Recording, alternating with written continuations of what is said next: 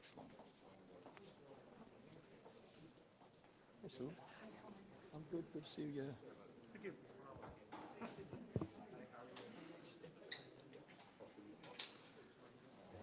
Okay, good afternoon, everybody, and thank you for being here, and thank you for tuning in and listening. I'm here today with Lieutenant Governor Matos, Emergency Management Director Pappas, our team to address the people of Rhode Island to prepare for Tropical Storm Henri and its potential impacts on our state. So when I became governor, I told Rhode Islanders that we face these challenges as a team, and we will, each and every storm. That's the way we'll beat COVID, and it's the way we will weather this storm. The timeline for this, for the storm, I want to just go over that. So I want Rhode Islanders to know that our team has been monitoring this storm for days. I just got off the call with a FEMA earlier this afternoon, and our team has been in close contact with the National Weather Service to track the storm's path and the strength of the storm. Right now, the storm is expected to reach land on Rhode Island coastline on Sunday evening. At that time, it could be a tropical storm or potentially a Category 1 hurricane. We're expecting to see winds gust up to 80 miles an hour. Heavy rainfall, storm surge, and flooding. The situation is constantly evolving, and we will provide Rhode Islanders with the information they need every step of the way. Earlier today, Director Pappas and I briefed all municipalities on the storm. As a former mayor, I know exactly how important close communication and partnership from the state are at times like this. And that's our commitment to stay connected. We also held a briefing with all cabinet members to ensure every single state agency is prepared and ready to respond. Efforts are currently underway to activate the Emergency Operations Center tomorrow morning. I have also signed an emergency declaration ahead of the Tropical Storm Henri's landfall. This is crucial to unlocking federal resources to support our response and to be ready for significant power outages. National Grid is preparing 1,000 field personnel that includes 200 line crews, 100 forestry crews. My office has been getting a number of calls already today regarding our state parks and beaches. I want to provide a brief update related to that. State beaches and parks will be open Saturday, but closed Sunday, and likely Monday as well, depending on the storm damage and required cleanup. DEM will monitor beaches closely on Saturday for rip tides and high surf, with managers and lifeguards using their discretion in allowing swimming with or without restrictions. I urge the public to use caution along shoreline areas from now until the storm passes, due to anticipated rip currents and high surf. Rhode Island has often experienced needless tragedy during storms when wave watchers and anglers who have climbed onto rocks near the shore get hit by waves and quickly swept out to deep water and drown. I was talking to the colonel earlier about that very thing happening in Narragansett when he served as a town manager. So let's be serious about that. Our message to the public today is be confident in the team we have. They are ready to respond, and this is what they do best. So let's listen to them. But take the time to ensure you and your family are prepared. That means secure your home, secure your boats, gather supplies like extra food and water, charge electronic devices, prepare emergency power sources such as flashlights and generators, and stay informed. That is one of the best things every Rhode Islander can do right now. Watch the local news, follow our office and REMA, and social media. Sign up for Code Red updates on the REMA website. With that, I'll turn it over to Emergency Management Director Pappas. Director? Thank you very much, Governor. I'm glad to be joined by my colleagues in public safety alongside me today. As mentioned, we're paying very close attention to the situation and monitoring the weather and our infrastructure very, very closely. This is an ever-evolving situation, and we will inform the public regularly as the situation changes, and it has changed dramatically in the last 12 hours. The storm has the potential for very high winds, as the governor mentioned, heavy rainfall, storm surge, coastal and inland flooding, and heavy winds can cause damage or destroy homes, buildings, and roads, as well as cause power, water, and gas outages. These effects can be serious, injure, or kill, disrupt transportation, pollute drinking water.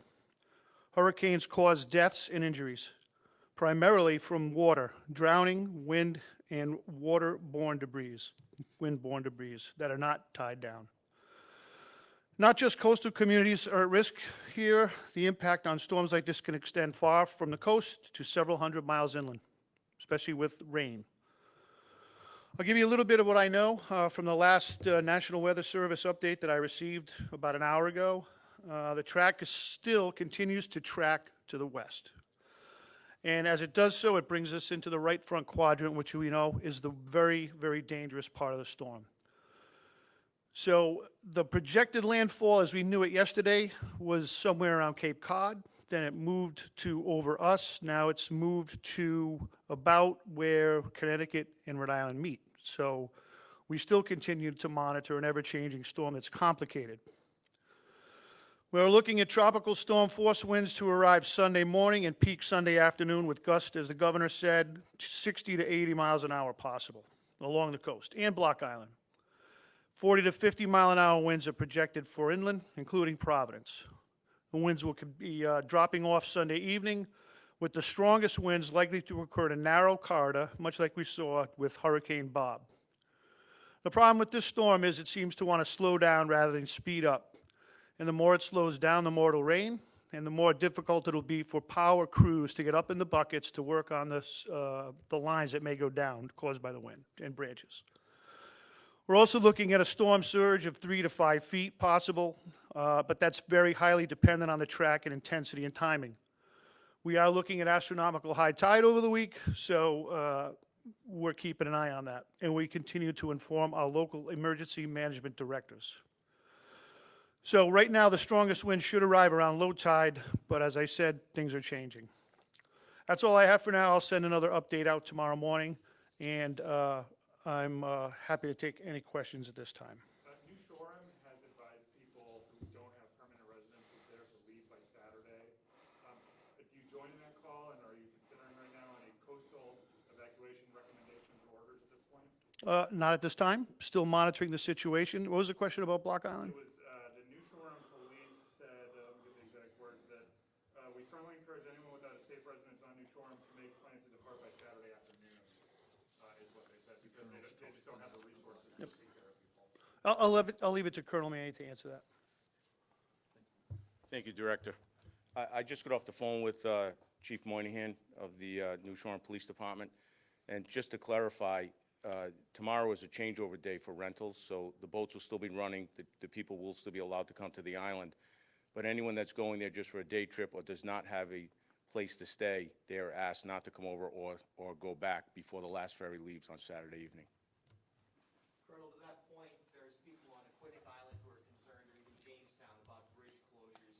How much warning would, in general, be given if the bridges were to be closed? In my experience, there is ample warning, but really, it's not, there are two separate issues. Closing the bridges because of high winds, and also opening the bridges back up if we have to evacuate. In my 31 years affiliated with the state police, we have not had to evacuate yet one of those islands, but there's always that chance.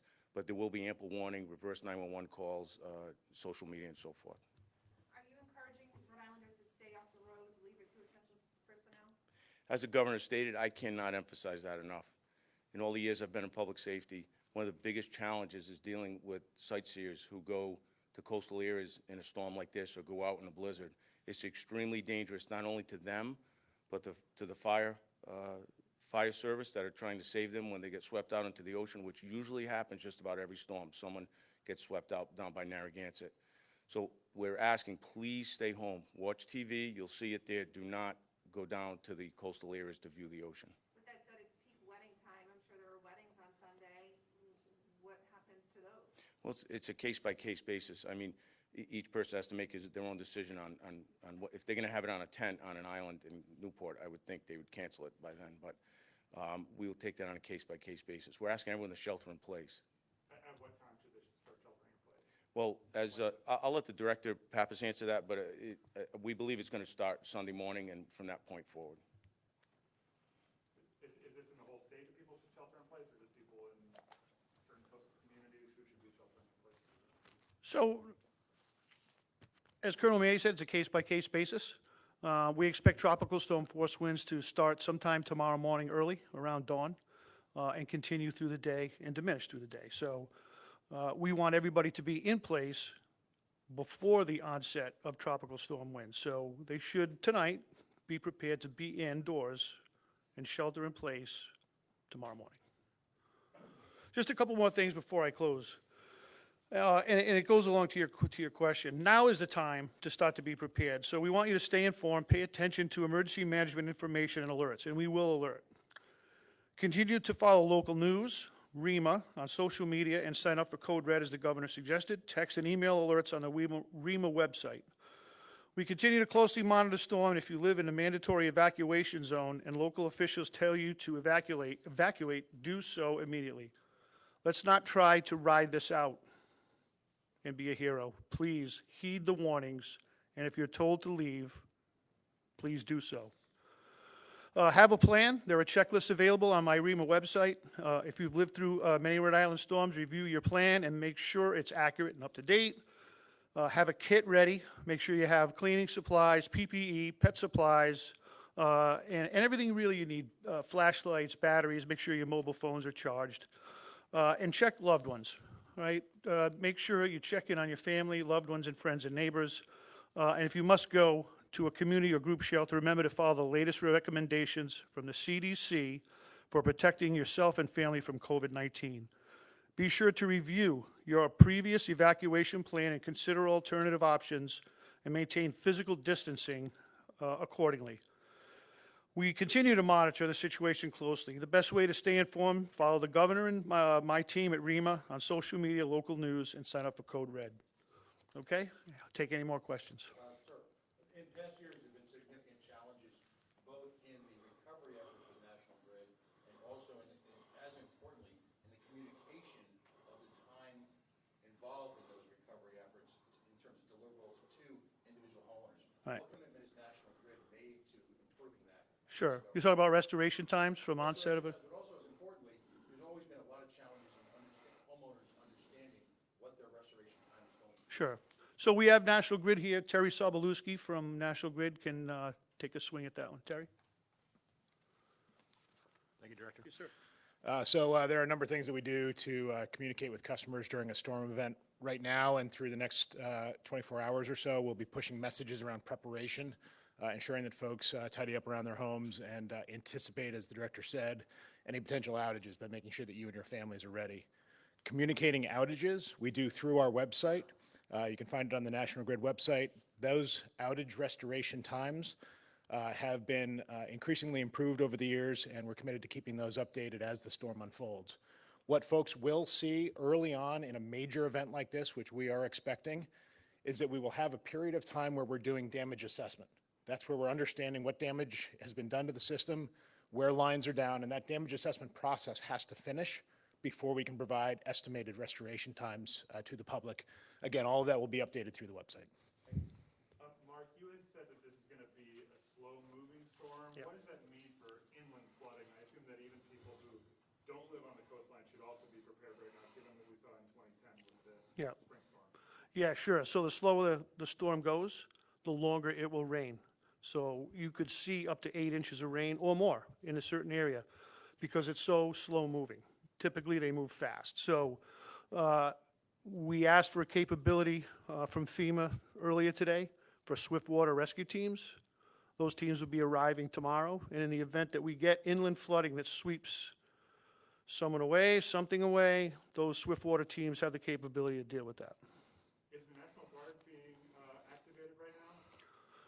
So the National Guard is automatically activated in emergency declaration. I'll let General Callahan speak to that, he's here. And if you could speak to your men and women had a really difficult 18 months with the pandemic, with the unrest. How is everyone holding up, and what are these next few days going to be like for what must be just an exhausted force? No, I appreciate you saying that. The team is ready. You know, it has been 18 months. It's been a very hectic pace. So the upside to that, of course, is familiarity with the way that our smaller teams function, and so we're in a good position to be able to support the state with whatever is needed. Right now, we're focusing on mobility and the ability with our high-wheeled vehicles being able to support any debris clearance that's required, emergency communications, traffic control, damage assessment. These are all different threads of response that are normally something that we can fall in behind, you know, the lead agencies like the state police and EMA, and that is, you know, are generally our role. We are packaging about 100 personnel right now for the express purposes of being ready for the response. And as tomorrow develops and we get some more information, as Mark suggested, we'll be able to fine tune that as to how we station them, where they will start from. So, thanks. Any other questions? Any anticipated suspension of public transit for people who depend on that, if they need to evacuate or get anything for the storm?